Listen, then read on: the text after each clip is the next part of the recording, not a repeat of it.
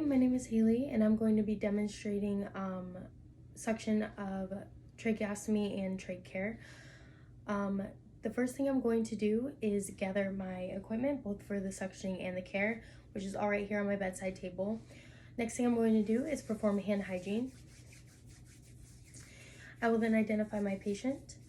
So, Miss Jones, I'm going to identify your full name and date of birth for me. If the information I say is correct, just shake your head yes. If not, just shake it no. Is your full name Deborah Jones? Okay, yes. And is your birthday March 2nd, 1963? Yes. Okay, perfect. The next thing I'm going to do is assemble all my equipment on the bedside table, which is already done, and create privacy. So on my way in, I close the door and I would close the bedside curtains as well. Next, I'm going to determine the need for suctioning. So I'm going to also tape my patient's lung sounds, verify the order, assess for any pain, and administer any pain medications if needed. I'm going to explain to my patient the procedure and why I'm doing it, and also explain to them and reassure them that at any time during the procedure, if there's any distress, I will stop it immediately. And me and Mrs. Jones discussed a hand signal earlier. She will hold up a fist if she's in pain or cannot hold or handle if the procedure is too much for her. Next, I'm going to adjust the bed to a comfortable working height. This would usually be elbow height, but today I'm working with about hip height. Next, since my patient is conscious, I will place them in semi-Fowler's position. If they were unconscious, they would be in lateral position facing me.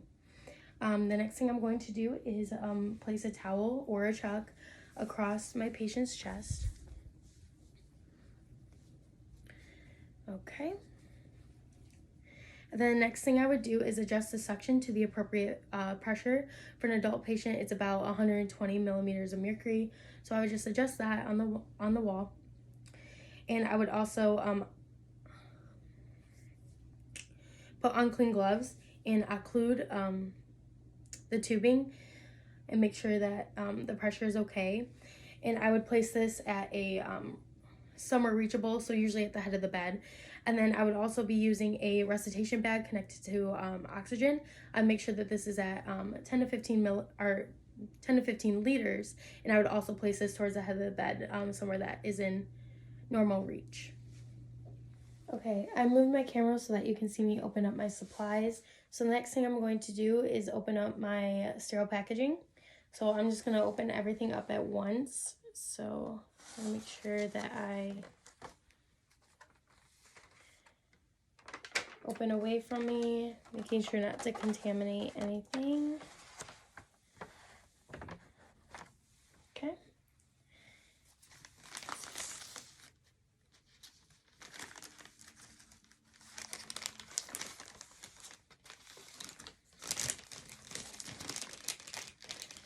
Okay, and next I'm going to open this up.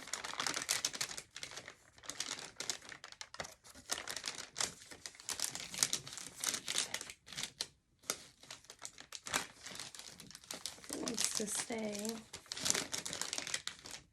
Okay, being sure not to contaminate anything.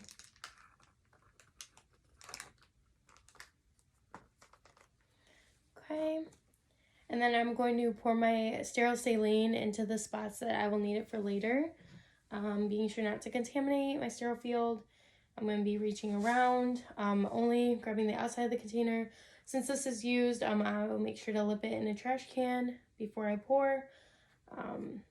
So I would uncap it and pour it in the spot in my care tray, and then also in my little cup. Recap, put that to the side. Okay, and then next I would put on a face shield or goggles and a mask at this time, and I'm going to put on my sterile gloves. So, and they're stuck together.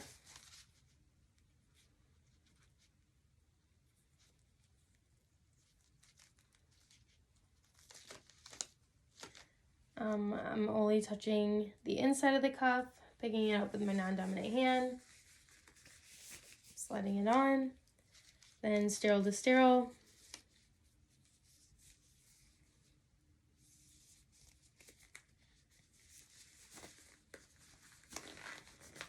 Only keeping my hand touching the sterile side of the glove. Going to adjust the cuff on this side, only touching sterile to sterile. Then I'm going to adjust.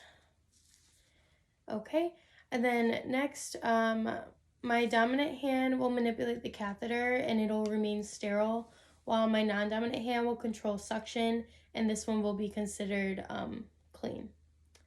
So next I'm going to unwrap my catheter, or open up my catheter. Since everything's sterile now, I can touch my field. I'm going to wrap the catheter in my dominant hand. With my non-dominant hand, I would connect this to suction.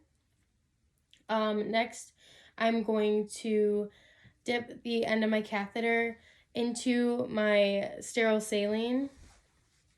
And at this time, I would occlude the suction, make sure just checking the suction, making sure that's working accurately. Okay. And then at this time, with my non-dominant hand, I would take my resuscitation bag that's at the head of the bed, and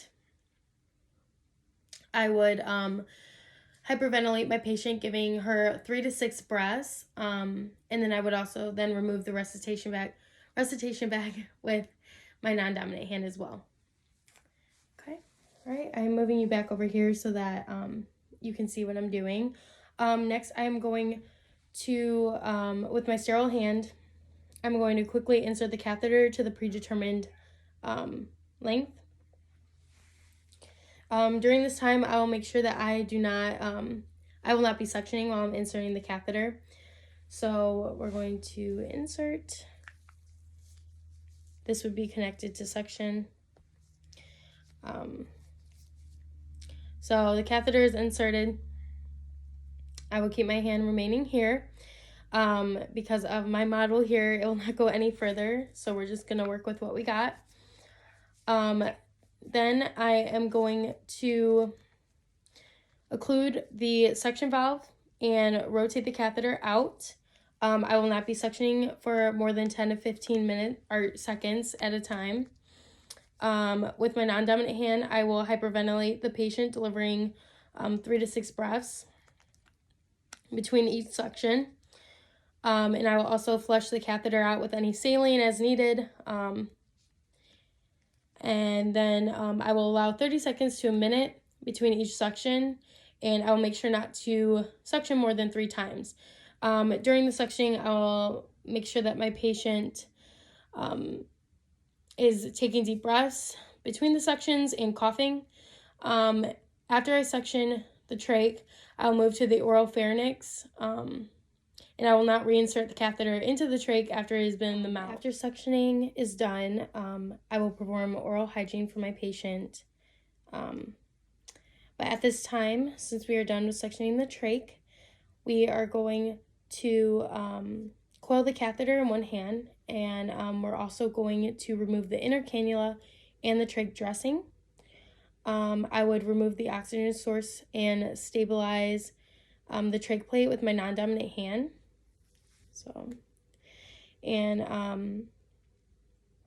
I would firmly grasp the inner cannula with my dominant and remove with pinch method of locking mechanism and place in the trash at the time of the removal of the trach dressing.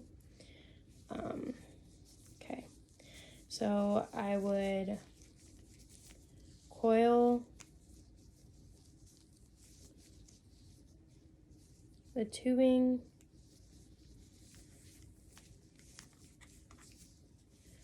in my dominant hand. I would stabilize the plate, and I would be removing the inner cannula with my dominant hand, as well with this tubing and the dressing that would be on the outside. And I would grasp these things all in my hand and discard them with my gloves. Per facility policy, so everything would be balled up in my gloves at this time. Okay, I would dispose of those. So after that, my trach care packaging is already open. I'm going to put on my sterile gloves from that packaging.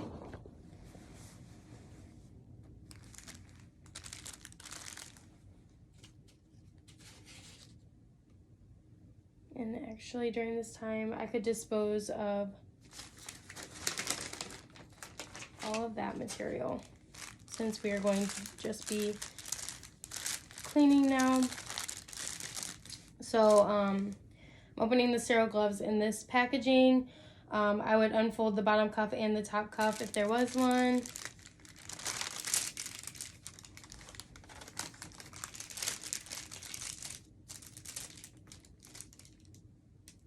Okay, taking the inside of the cuff.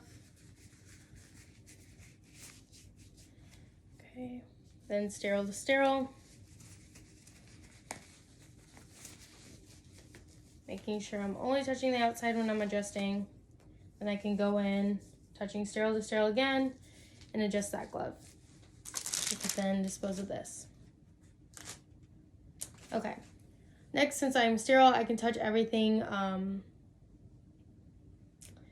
in my packaging. I would also be opening a package with the new cannula in it. I would be sure not to contaminate this. Or if I were to replace the old inner cannula, there's cleaning utensils in here, like a spoolie that I would clean it with. And I would just make sure to thoroughly clean that. Next, I'm going to organize my tray. So I would pick up the new cannula with my dominant hand. With my non-dominant hand, I would apply pressure to the trach plate and insert the new cannula. So I'm just going to kind of pretend that I'll be picking up a new cannula, stabilizing it on my patient. I'm going to move my camera at this time. Okay, so I would have the new cannula in my dominant hand. Stabilizing, I would insert the new cannula. Okay, and then I would press the tabs to allow it to lock and apply an oxygen source if needed. Next, I would remove my cotton swabs that are in my kit and place them in my saline solution. And I would use these to clean the stoma under the trach plate. I would only use each applicator once in a quadrant way. So taking my first one, making sure I stabilize. I would be cleaning the stoma underneath the plate. Okay, there's one. I would discard. 2, going down in the corner. Making sure to clean. Okay. 3.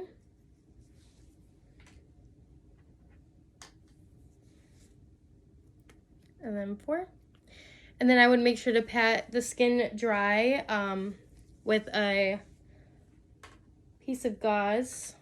So just a regular piece of gauze. I would pat dry. And then I would slide the new prepared gauze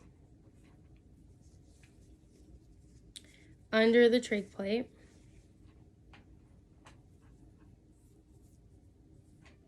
Okay.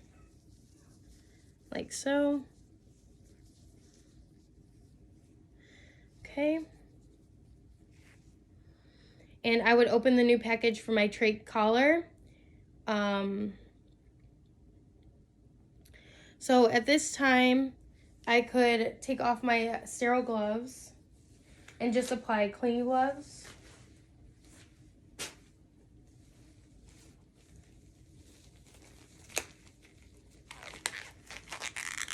And I would just be applying the new collar under my patient's neck. And I would be removing the old one. Just making sure that I'm doing one side at a time and always keeping that plate. So my patient, I would undo this side. If I had the help of another nurse as well, I could also ask them to just hold the plate in place while I do this part of the procedure. So I would undo this side, connect that side, go under my patient's neck,